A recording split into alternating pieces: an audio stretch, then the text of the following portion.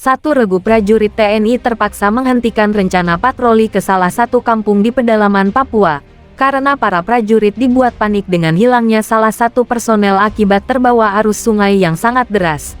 Para prajurit bekerja keras melakukan pencarian. Parahnya tak nampak satupun perahu yang melintas. Satu regu yang tinggal 11 orang terus menyisir melalui pinggiran sungai. 1 jam lebih melakukan penyisiran, salah seorang personel berhasil menemukan satu buah ransel yang ternyata milik Pratu Heru, prajurit yang terbawa derasnya arus sungai. Setengah jam berikutnya para prajurit kian bersemangat dan punya harapan besar akan keselamatan rekannya. Saat seorang warga yang menaiki perahu ketinting perahu kecil bermotor memberitahu para prajurit bahwa dirinya baru saja melihat seseorang yang terlihat seperti sedang berjemur. Mendapat informasi tersebut tanpa berpikir panjang, ke-11 prajurit dengan menggunakan perahu ketinting warga langsung menuju ke tempat perkiraan rekannya berada. Namun sampai di lokasi tak terlihat seorang pun di sana. Tanpa rasa putus asa, ke-11 prajurit ditemani warga pemilik perahu kembali melakukan pencarian. Kali ini mereka tidak lagi menyisir pinggiran sungai, karena meyakin rekannya pasti naik ke atas bukit berdasarkan jejak sepatu yang samar-samar masih terlihat. Namun banyak kejanggalan pada jejak sepatu tersebut. Terdapat banyak jejak sepatu dan kaki.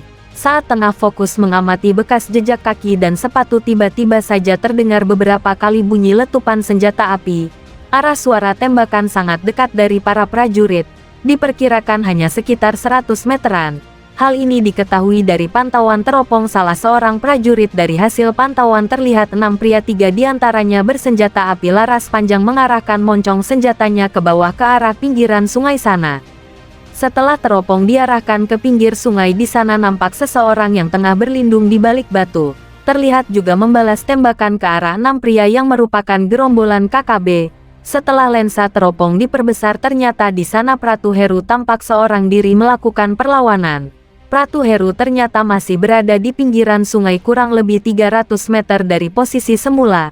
Sementara itu belum menyadari kehadiran 11 prajurit yang tengah membidiknya. 6 KKB ini seperti terlena dan bersemangat terus menembaki Pratu Heru. Ingin cepat mengakhiri pertunjukan Pak Imbang ini, 11 prajurit serentak memberondongkan senjatanya ke arah 6 KKB. Tak hayal semburan 11 prajurit ini membuat 6 KKB tak sempat berpikir asal muasal semburan puluhan peluru yang sudah terlanjur mengebor kepala dan tubuh mereka.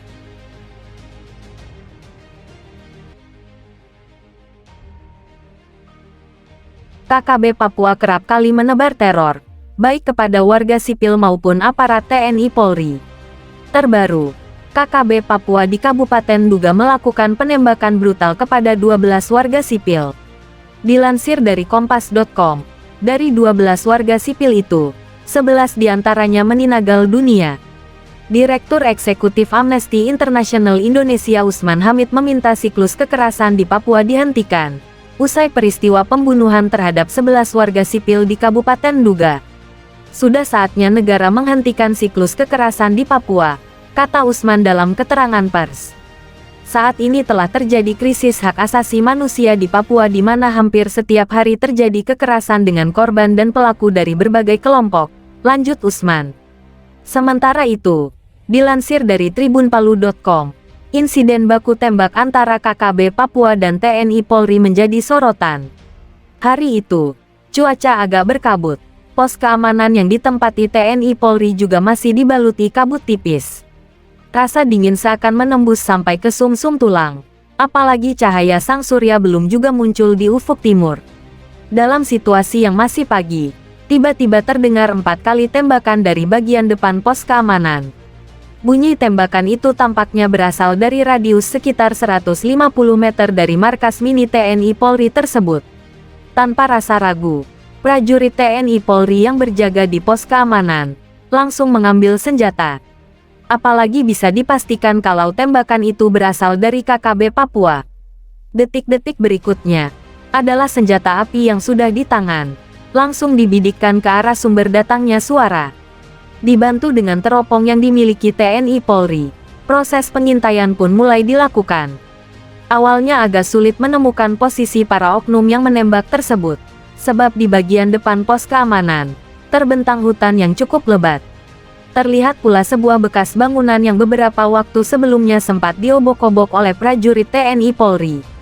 Tembok itu memang pas sebagai tameng bila ada serangan. Kondisinya pun terbilang cukup baik apabila digunakan untuk berlindung. Oleh karena itu, ketika pos keamanan TNI Polri diberondong dari arah depan, sudah bisa dipastikan kalau lokasinya dari bekas bangunan tersebut. Makanya saat itu juga prajurit TNI Polri langsung mengamati tempat tersebut secara saksama. Mula-mula tak ada yang terlihat dari balik teropong. Namun beberapa saat kemudian, secara samar-samar ada gerakan yang sangat cepat dari balik tembok tersebut. Gerakan itu diduga bagian dari batok kepala anggota KKB Papua. Sebab selain muncul di bagian atas tembok bangunan, batok kepala juga bergerak ke arah kiri dan kanan. Lantaran gerakannya super cepat, sehingga sulit bagi prajurit TNI Polri untuk membidikkan senjata agar tepat sasaran. Dalam kondisi seperti itulah, sekilas terlintas ide untuk melumpuhkan KKB dengan cara yang tak biasa. Berbekal secuil pemahaman tentang posisi tembok bekas bangunan saat diobok-obok beberapa waktu lalu, sniper TNI Polri pun mulai melaksanakan tugas. Ia tidak menembak langsung ke bagian kepala anggota KKB Papua, tetapi menembak ke arah samping setelah memperhitungkan arah pantul amunisi.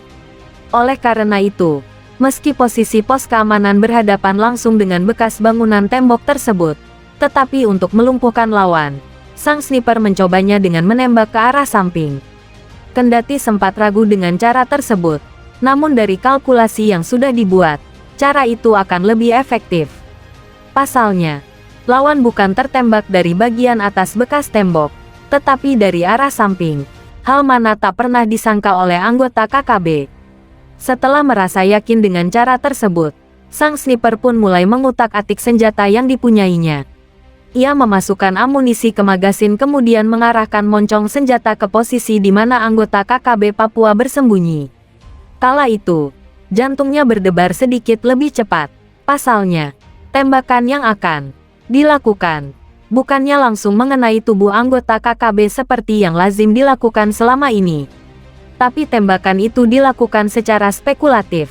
Artinya, tembakan tersebut memungkinkan amunisi memantul ke arah samping.